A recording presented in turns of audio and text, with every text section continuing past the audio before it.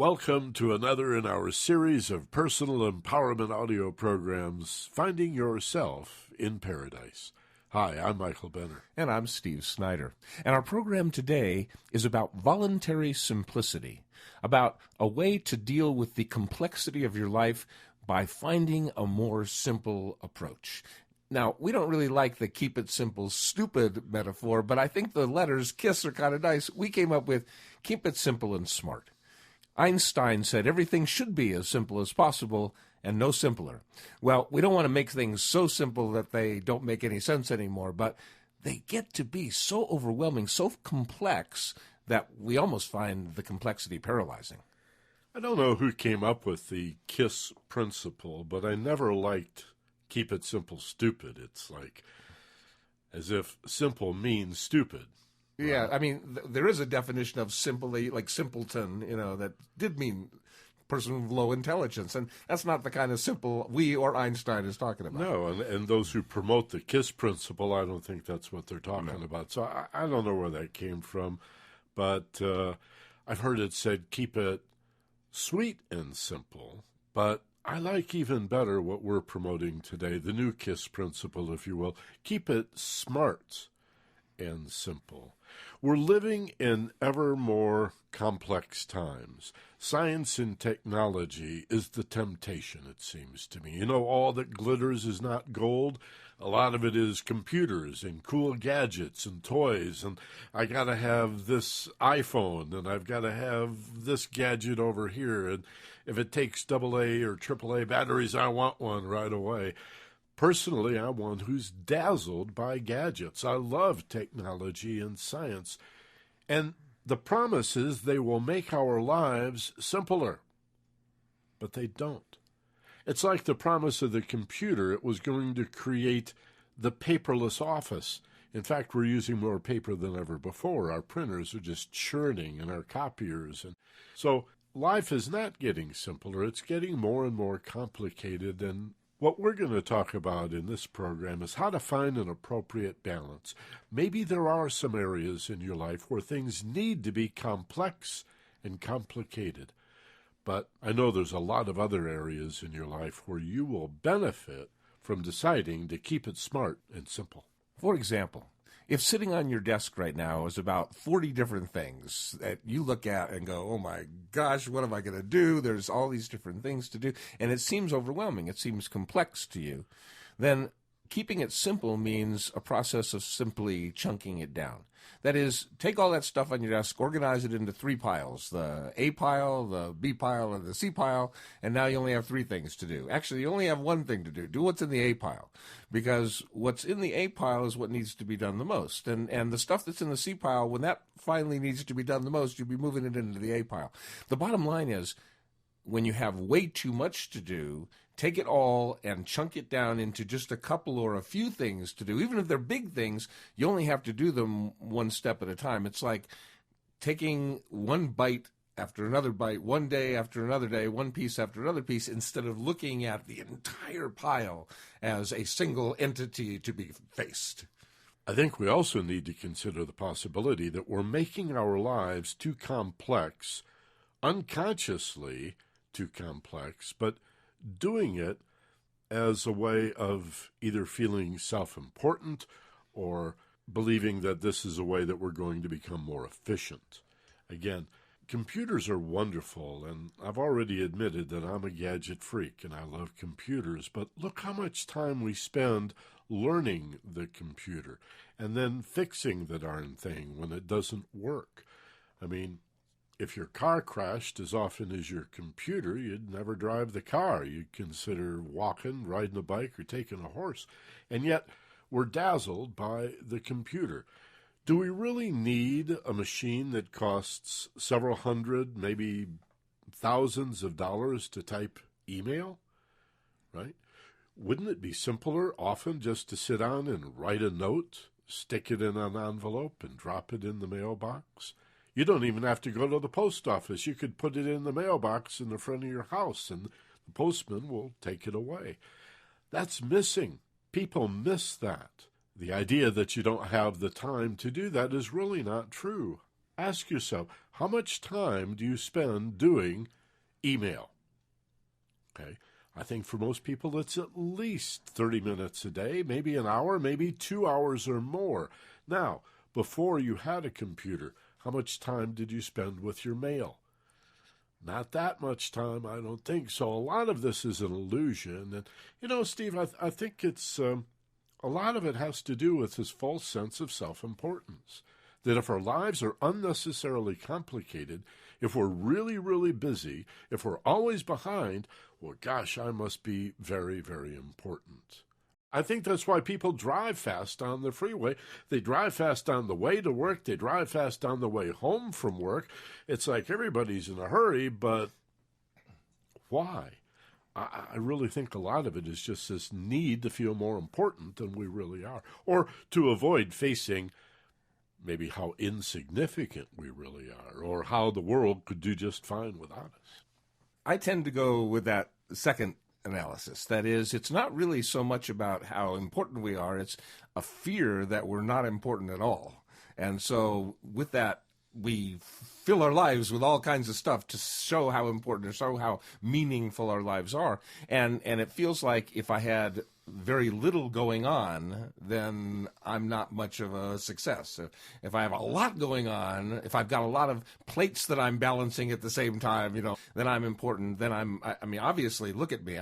But the bottom line is, if you take a look at the finest minds in history, they all talk about the peace that comes from inner quiet. They all talk about the self-examination process, not looking out there and being... They all talk about how important it is to know thyself, go back as far as wisdom goes. And so we do understand, I mean, even intuitively, all of us, it resonates with all of us, the idea that real happiness won't come from having more stuff. In fact, real happiness will come from understanding more about the stuff that you're made of. I was thinking about presidential libraries, watching the news the other day, and George Bush is soliciting money to build his library. I understand that.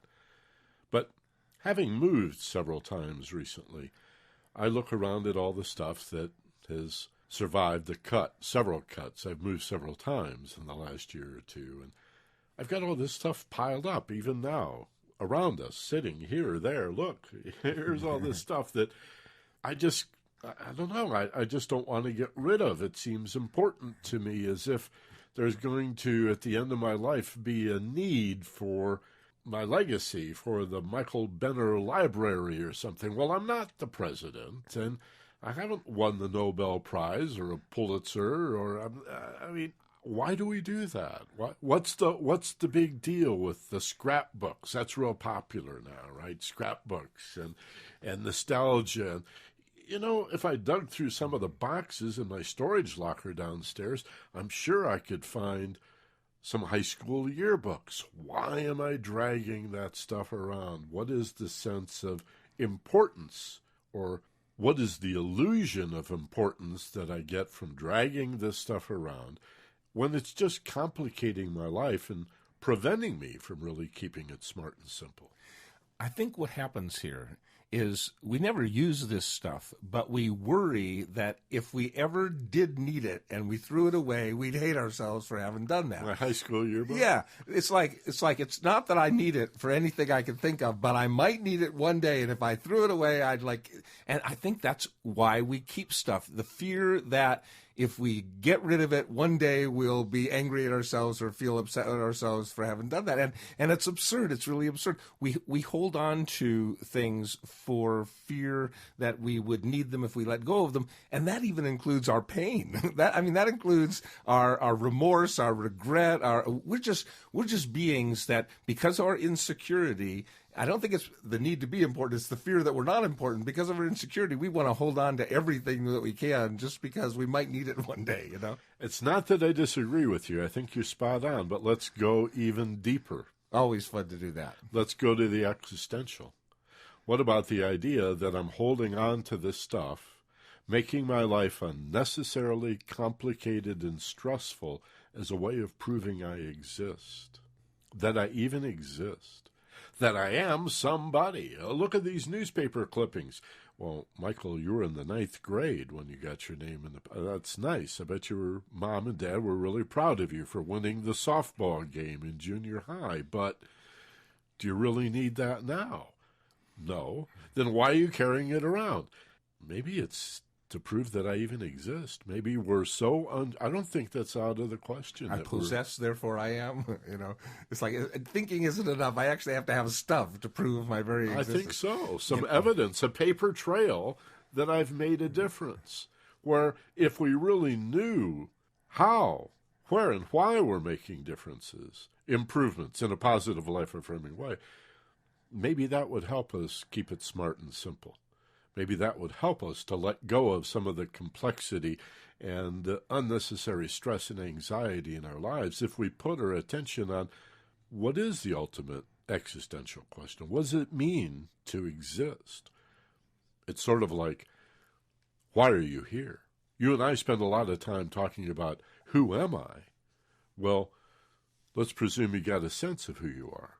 Now, why are you here? To live a complicated life? To manage your personal library that's going to last forever as evidence that you're here? We're going to be forgotten about. The vast majority of us are going to be forgotten about very quickly. There are really two options. Either we'll forget them or we'll lie about them or be mistaken about them. The accuracy of the information going forward is probably very, very small. I mean, certainly a few great women and men will always be remembered for their breakthroughs. In science, for example, I'm sure. Absolutely. But I've read a lot of stuff about Lincoln that's contradictory. Who knows what is really happening back then? It was a long time ago. So will the accurate story of us go forward even if we are great human beings? Who knows? And why does it need to? And that's the point, isn't it? That clutters our lives. Yeah. That need to be... existing. They need to prove my existence. They need to leave a footprint. Now, making a difference is huge and really important in terms of the significance of fulfillment in your life. But that doesn't mean you have to, sign your footprint. Leaving a footprint is different than, leaving an autographed footprint. I don't need to be remembered. I need to have known that I made a difference. My name is not that important. The work that I do is important, I think, and I want that to be influential. But what's important, I think, is to understand the nature of simplicity. It clears everything up. It takes away from the veils that are in the way of seeing clearly what you want. What it does, I guess, simply stated, it removes the clutter, both from your physical life and from your mental and emotional life as well. And when you remove the clutter, I think when you remove all that stuff, that extraneous stuff, I think it becomes clearer and clearer that I guess what really does matter, why I really am here. It's not to bring my high school yearbook to my grave. That's not why I'm really here. It's not to be surrounded by all this clutter of worries and regrets and fears and all that stuff. And it's not to be surrounded by this clutter of stuff, of pieces of paper from a long time ago that really don't mean anything anymore. You used the word grave, and what that brings up for me is that saying, you can't take it with you. The Egyptians thought you could, I guess. That was really a guide to get back. Yeah, that's right. I've studied a lot of Hermetic philosophy, and that was to help them find their way back, to return for their reincarnation. But instead of saying you can't take it with you, what if we ask the question, well, what can I take with me? What do I take with me? What will I take with me? I mean, why are we so afraid of death if we believe that we're energy beings or spiritual beings and we believe in eternal life? I know a lot of Western religion have it divided up into two destinations, heaven or hell. That could be scary, not knowing where you're going to go. But a lot of us have different models, and we're not worried about that so much as what is this life about? And once we die, what is going to be remembered? What does last? I think these are great existential questions that it's not the only thing that accounts for clutter, right? I already talked about just all that glitters is not gold, and the excitement and enthusiasm and the thrill you get from having new gadgets and stuff. But to spend a little more time on this existential question, let me ask you, what do you think you're going to take with you? I think it's important to recognize that it's not in the physical realm at all. I mean, I don't have anything that exists as a physical thing that I want to take with me. I don't know that I'll be able to take the thing I would most like to take with me, which would be my memory. I don't know what happens next, but it would be really cool if all the lessons I learned this time were still there available to me for the next time. That would be nice. I'd like to take that. You don't know that, but is that your belief? I don't know. I don't have a belief. I have a question. I have a wide open question about that. I think what I will take with me, though, as I'm passing, if there's anything on the other side that there's consciousness, I don't know. But as I am passing, what I think I will take with me is the feeling of what I did, of the difference that I made, of the lives that I touched, of the love that I've gave, felt, experienced, and I know that I won't say I wish I'd spent more time at the office. I know that. So I think that's what I plan to take with me is a sense of good deeds and the difference that I made. Much of philosophy, especially the so-called esoteric or perennial philosophy, the arcane or mystical philosophy, says consciousness and love are the same thing. Not emotional love, but love as taught by great spiritual masters and prophets. That love, capital L love. With the compassionate kind of energy involved in it. Right. A very high frequency of love is consciousness. Yeah. And there's also, folded up in that, everybody can believe what they want. That's one of the great things about philosophy. But there are certain ideas that have stood the test of time. And the idea that love, as compassion, as consciousness, and all the qualities that we think of when we use the word love, that's the only thing that's real. That's the only thing that's true. And therefore, that's the only thing that could last. If we look at our Western society, the ancient Greeks, Pythagoras and Aristotle, Plato, Socrates, the 7 Greeks before them and their really ancient wisdoms. We just have scraps and fragments of the writings and teachings. But they have been pretty unanimous in saying that the physical world or material existence could not be true because it's always changing. Heraclitus, or Heraclitus, depending on your pronunciation, famously said, "No man steps in the same river twice." Everything is in flux. The Eastern philosopher would say, well, all things must pass, right? Everything is in decay if it's made by a human, and cyclic if it's natural, but nothing's staying the same. Even the quantum physicist will say, well, the appearance of solid is all these little tiny particles jumping around and dancing and flashing, and it looks solid, it looks permanent, but it's in constant change. So if we're going to keep it smart and simple, if we're going to redefine the KISS principle and talk about voluntary simplicity as an existential concept, what does last? What is real? What is true? I think it's things that we care about, things made out of love. And love, consciousness, compassion, has a way of evolving all by itself. People who are loving and kind and compassionate, the quality of what they care about evolves. Their ethics and their morality evolves. It doesn't decay. It doesn't go away or pass. It grows and it evolves. That, to me, looks like something that I want to put my attention on if I'm going to keep it simple and smart. So to keep it simple and smart, we're talking about choosing that as a lifestyle. It's really, it starts with the intention. And I think the simplest and smartest way to describe how do you do this, how do you keep things simple and smart, it comes down to have one thought at a time and consider it.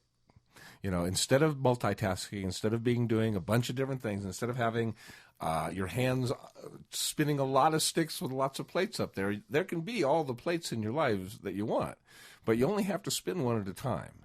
And I think that, to me, is what all the great masters say. You know, it comes down to do one thing with what we call focused passion. Focus meaning your conscious mind bringing to bear all its attention. Passion meaning your subconscious mind, your emotions coming to bear with all their intensity. Focused passion. Keep things simple means do one thing at a time and bring to bear the higher mindfulness, the awareness of that you're not that thought or that emotion you're having. And from that big picture place, explore everything that goes on inside of you. And I think that's the best way to keep it simple. Not to ignore the external world, but to not be overwhelmed by the external world. Understand that our mind is confused, and it thinks that all that stuff out there, which is confusing, which is all that overwhelming stuff, is dangerous. And so because it thinks it's dangerous, or it might be dangerous, it behaves in a stressed out way toward all that stuff. But if you look at all that stuff, but you recognize it's only one thing at a time, and no one of those things is overwhelming or too big for you, then all of a sudden your mind sees that there's a plethora of things out there, but they're not confusing. There's only that one thing in my attention now. It makes sense. I understand it. Therefore, the danger feeling, which isn't really dangerous, it's just confusing, but we're confused and think it's dangerous, or it might be, so we behave as if it is, that goes away. The complexity of life leads us to think that confusion and danger are the same thing. Here's another way to keep it smart and simple. I think our KISS principle, and I know there's a lot of resistance to this. That's why we got to put our attention on it. The idea of feeling good about yourself indirectly. In other words, if I please other people through some sort of performance and concern myself with making other people happy or impressing them somehow with who I am, then I can harvest, like a survey, the results of those performances and give myself permission to feel okay about myself. Isn't that unnecessarily complex? Wouldn't keeping it smart and simple mean please yourself? But then we're afraid we'll be selfish. Because we've been told all of our lives, if you put yourself first, then you must not care about other people. Which is absurd if you spend any time thinking about it. The most philanthropic and charitable people I know are people who care about themselves, empathize with others, and as a result of putting themselves first, have more to give and a stronger motive to contribute to the community and to humanity around them. So selfish people put themselves first and then do selfish things. Charitable people put themselves first to enhance and improve their contribution. We've got to put ourselves first. That, I think, is another great way to keep it smart and simple. Just develop yourself directly instead of having to put everything up for a vote. Been some time now, but the ex-mayor of New York City, Ed Koch, used to go around and say, how am I doing? That was like his deal. It was like, he was sort of known for that. How am I doing? Well, like, Ed, check it out. How do you think you're doing? You know, don't you get a vote? I feel strongly about this because I think I must have been in my late 20s, maybe even early 30s before I really began to check in with myself and say, Benner, are you giving yourself a vote in all of this? And I realized I wasn't. I was like leaving my life up to other people in that I needed to please them. I needed their approval. I wanted their acceptance. And to whatever extent I got it, then I allowed myself to feel okay about who I am. But that was a lot of work. And I know people listening right now know exactly what I'm saying. The question is, do you have the courage to consider letting go of all of that, living your life for you in an unselfish way, and risking that putting yourself first doesn't necessarily lead to selfish, self-centered behavior, that the self that you could put first is the higher self, the self you find in paradise. You know, I read this wonderful book by Susie Welch, Jack Welch's wife, called 10-10-10. The idea is if you have a problem, you explore it like, what would it be in 10 minutes, 10 months, 10 years? It's an interesting concept. But there was a story in the book where she asked a bunch of people, like, what do you want people to say about you after you've left the room? And people would say, oh, I want them to say that he was a really nice guy, or, oh, what a kind and somebody said, I couldn't be less interested. And I go, whoa, that's a cool answer. That's enviable. Yeah, that's a cool answer. Like, doesn't matter to me what they say about me if I'm out of the room. And life becomes a whole lot more simple when you don't care so much about what other people think, especially when you're not even in the room, If you're worried about yourself and also everybody else, then that's really complicated. It's really difficult because it's not just me and this other person. It's me and this other person and the entity that we create together. And it gets really, really intense. That's why I think marriage is such an amazing experience where two can become one. But you can't do that with everybody in your life. You can't live everybody else's life like it's a marriage. It's too overwhelming. So what we must need to do is compartmentalize. What we must do is chunk down our life. What we must do is take all that stuff and break it, put it into categories or put it into compartments and see it as a larger number of smaller issues rather than this one giant overwhelming thing. I overheard a conversation not long ago between a couple of people who were debating the merits of gardening at home, not just flowers, I'm talking about vegetable gardening. And one was arguing that in spite of the obvious benefits or merits of gardening at home, better quality of food, fresher food, organic food, no pesticides or chemicals sprayed, they said it was a lot of work. And the other one just laughed, saying, dude, you're out there mowing the lawn and adding turf builder and edging every week, and it might be less work to grow vegetables than that lawn. And then I realized that it really was largely about appearance. Like, who cares if you have a green lawn in the front yard that's edged perfectly? I mean, neighbors sometimes, I guess, there you go. Other people, yeah. And I'm sure there are cities where it is illegal to grow food in your front yard. I think most cities will let you do what you want in the backyard, out behind your house. The garden's so-called. You can grow what you want back there. But just like you can't park a car in your front yard and let it rust out, the police will come and knock on your door. You may think that's your castle and your private property, but leave an old rusty car in the front yard and see what happens. Or don't paint your house when it needs to be painted and see what the neighbors have to say about that. Wouldn't it be tragic if that's the only reason people aren't growing food? I think it would be a lot less work.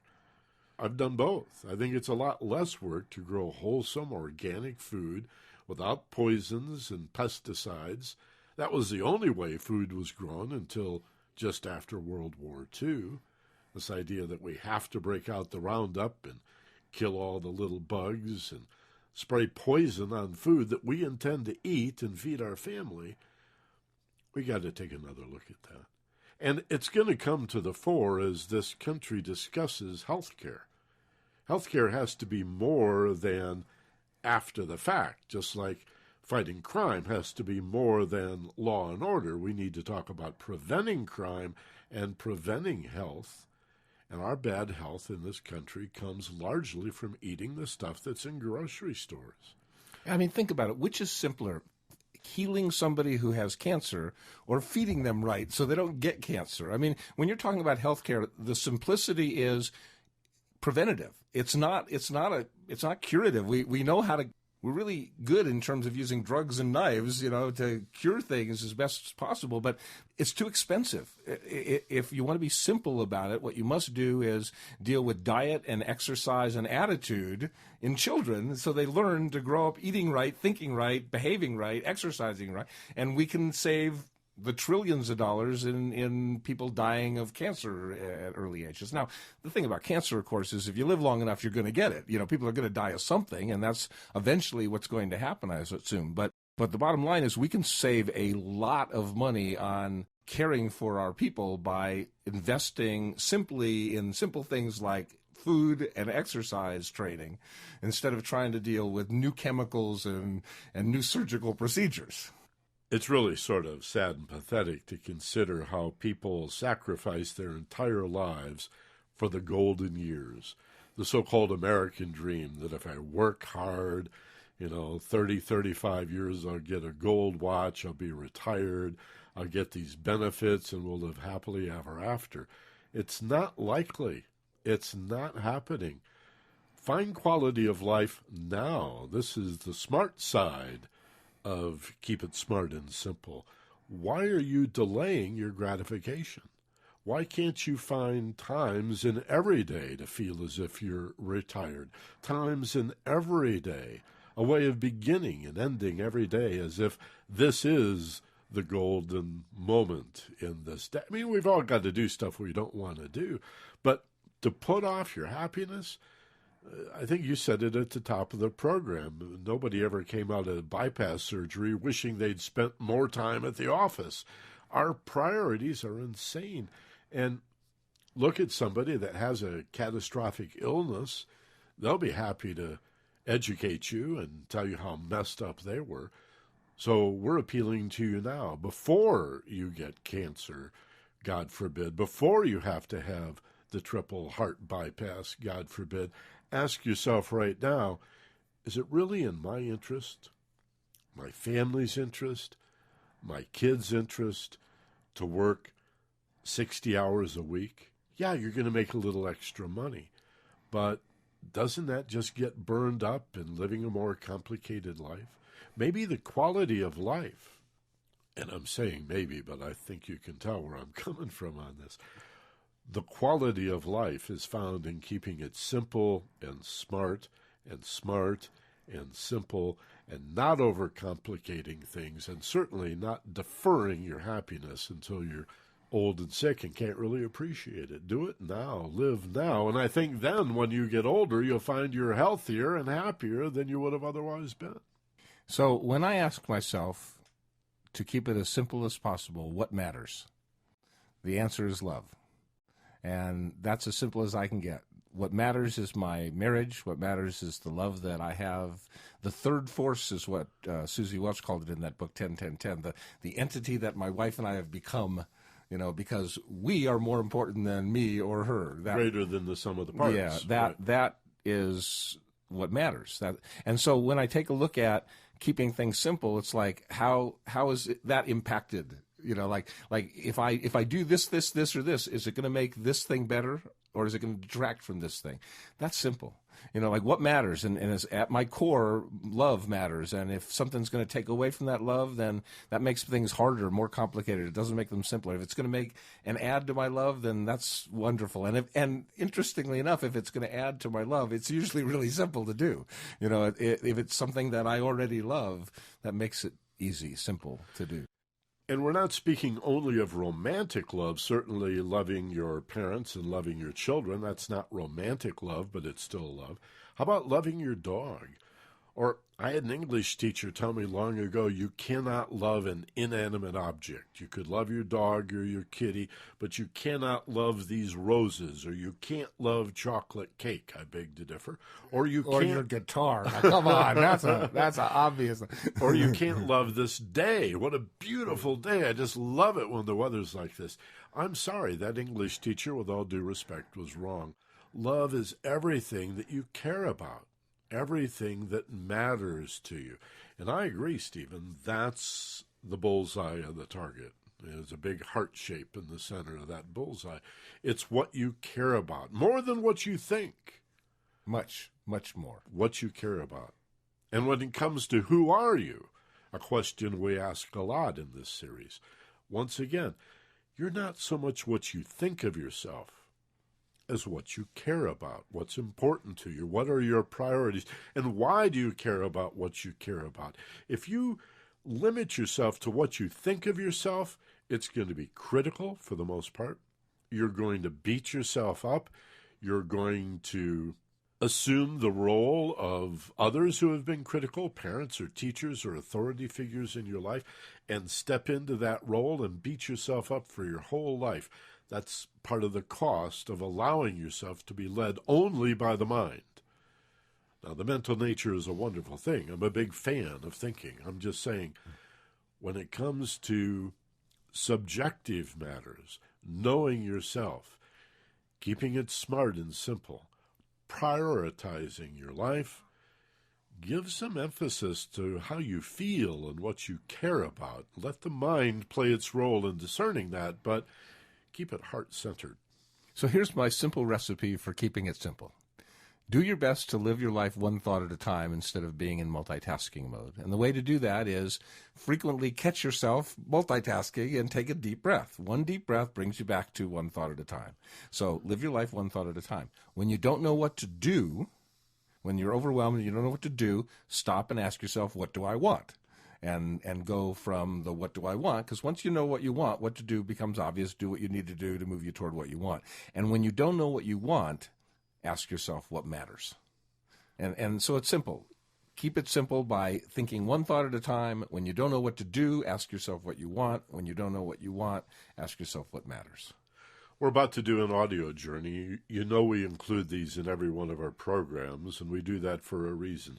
The more stressed and nervous and anxious you are, the harder you try, the more complex your life, the more you're going to look at all the little details. It just compounds the complexity in your life.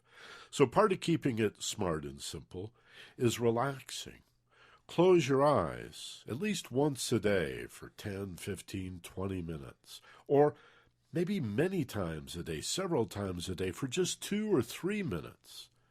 Take a slow, deep breath, close your eyes, relax, feel the muscular tension falling away, and watch your mind and your emotional nature in particular rise to a higher perspective, a more inclusive, more all-encompassing awareness, the bigger picture, the whole enchilada, the gestalt. And there's peace and simplicity in relaxation. And that, of course, is a great example of how smart and simple go together, that the wisest of women and men throughout the ages have talked about the power of meditation, of contemplation, of quieting the mind. And it's as simple as one deep breath. What could be more simple? What could be more powerful? What could be more tuning into the love that you are? So let's do that. If you haven't yet, close your eyes, take a deep breath, just one slow, conscious deep breath, which takes you out of the world out there and brings you once again to the world in here. The place that's so nice, we call it paradise. To get the bigger picture, to see more inclusively and comprehensively from an overarching perspective, this is not an effort. It's not something you try to do or attempt to do. It's a matter of permitting or allowing yourself. It's like floating on your back in water. And if you tried to float on your back in water, you'd sink like a stone. The secret to floating on water, to allowing yourself to be supported by water, especially fresh water. It's easier in salt water, isn't it? To float on your back in somebody's swimming pool requires a letting go and allowing, a quality, you might say, of faith, of being really peaceful, and then you feel yourself being supported. It's a nice allegory. It's very rich. Feel yourself now, effortlessly, floating, practicing, doing nothing other than breathing and letting go, feeling safe and so wonderfully relaxed. And as trying is complicated, allowing is simple. Allowing is smart. Allowing is letting the information come from your heart. Allowing. Releasing. Being able to just let go. Nothing could be more simple than to just know that you know. You don't have to try. You don't have to effort. It doesn't have to be difficult or complex. You just release, relax, and you'll get what you expect. Have positive expectations and await positive results, and you'll see that by allowing and releasing, you can live much more simplistically. It's easy. It's easy. That's a wonderful affirmation for the mind. It's easy. It's so easy. And if you say that, you'll find that things seem simpler. Simpler. Much less complex. Imagine everything simpler. And begin to project a life of one thought at a time, a much more quiet mind.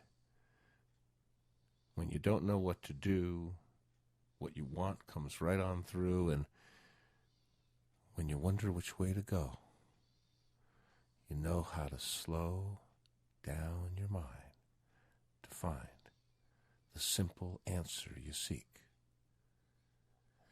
Relax, unwind, take a peek.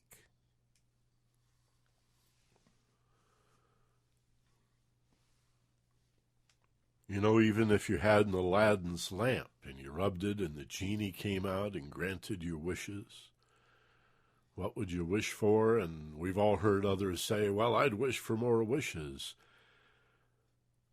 Personally, I'd wish for knowing what I want. Do you know what you want? Can you keep it smart and simple? Could it be bound up not so much in what you think you want as what you care about? And could that feeling of what you care about, what's important to you, already be available and not really need to be discerned or deducted or dissected or figured out in any way, but simply allowed to come forward?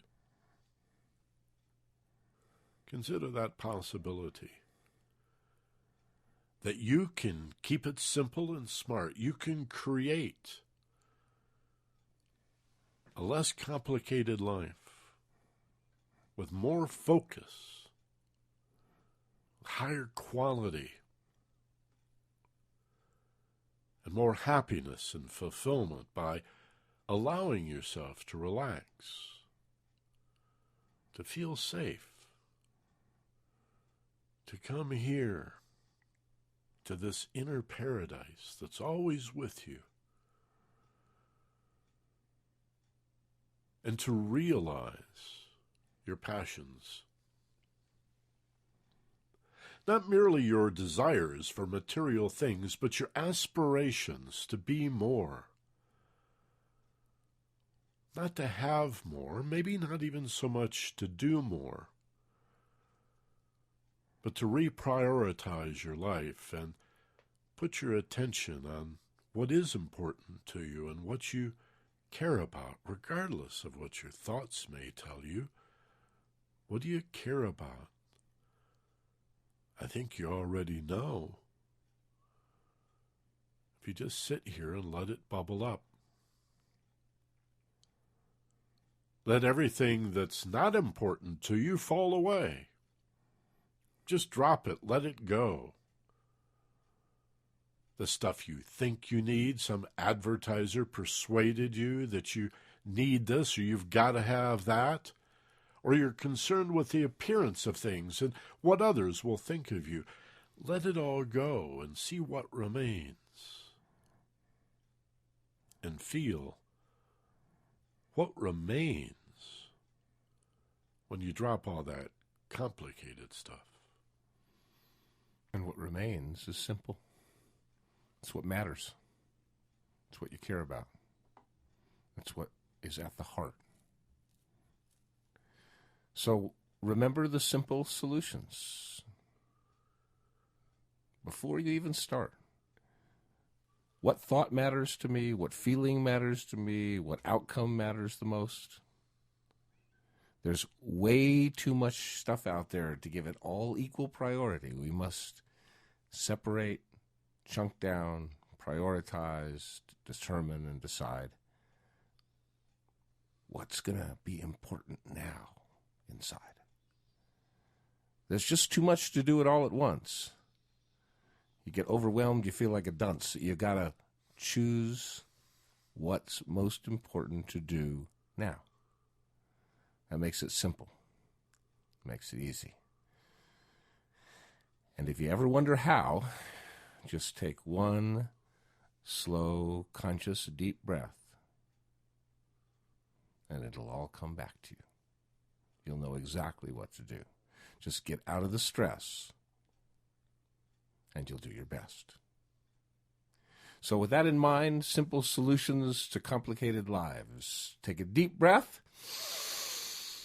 Become aware of the physical space that you occupy, the time in which you are occupying it, and now another deep breath.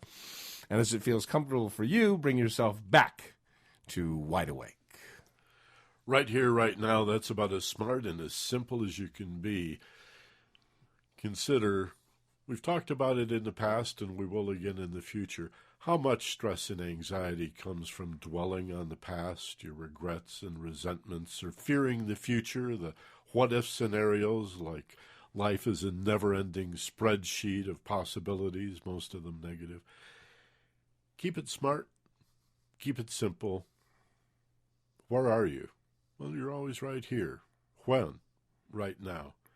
I know it may at first sound too simple, too elementary, almost silly, but, you know, that's where great truths are often found, in that which is overlooked. You're right here, right now. What could be smarter? What could be simpler? How you doing?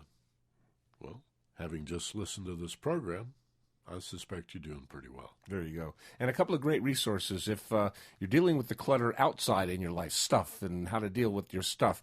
A great book, Getting Things Done by David Allen, about organizing your life.